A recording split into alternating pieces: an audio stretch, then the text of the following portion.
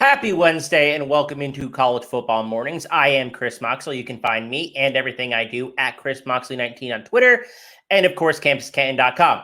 College Football Mornings, if you haven't been following along and this is your first time joining us, they are an in-season morning show every weekday where we talk about starts, sits, waivers, betting, PrizePicks, etc. in a compact form on the Campus Canton YouTube network. If you are watching this on YouTube, make sure that you like, you subscribe, and that you follow along for all of our content. We have multiple shows each day, and we have at least 10 shows each week.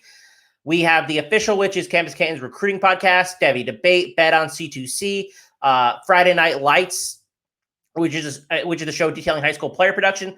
But today, it's Wednesday, which means that it is our PrizePicks 5 and 5, where I give you 5 of my favorite PrizePicks lines to bet and build your parlays around. Let's kick it off with C.J. Stroud under 345.5 passing yards against Wisconsin. That's a really big number against a defense like Wisconsin. Now, I don't expect them to rush a whole lot in this game because the front seven is a little scarier than the secondary is for the Badgers, but I still think that it's going to be hard-pressed to get Stroud over this number. You know, he threw for under 230 yards against Notre Dame to kick off the season. I think it's more likely we see him go under 300 than go over the 345. This number is just too high for me, especially in a game where Vegas doesn't expect us to be all that close. So I don't think they're going to be passing at the end of the game. You might see a lot more Mayan Williams or Dallin Hayden in this game than C.J. Stroud and Travion Henderson at near the end. I don't think we're going to see big passing numbers from Stroud this week.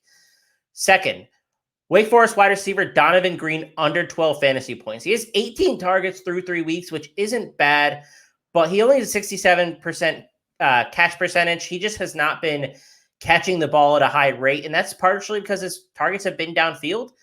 I don't want to play him this week against Clemson. Clemson is going to be missing players on the defensive side of their ball. That is true, but most of them are going to be along the defensive line. Someone like Xavier Thomas is going to have a big impact whether or not he plays this game.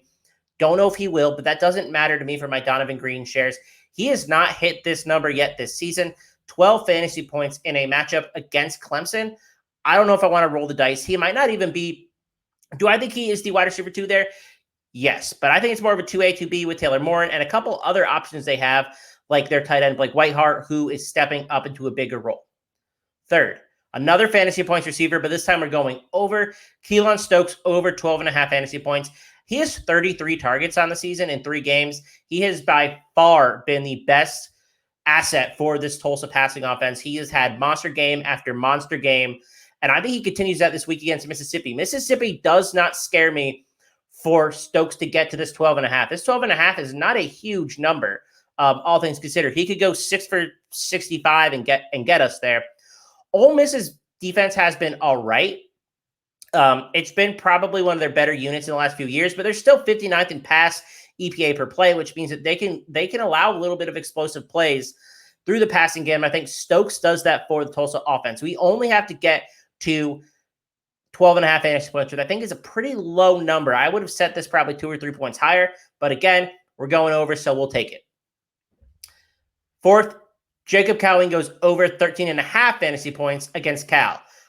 Again, this Cal defense doesn't really strike much fear into my heart.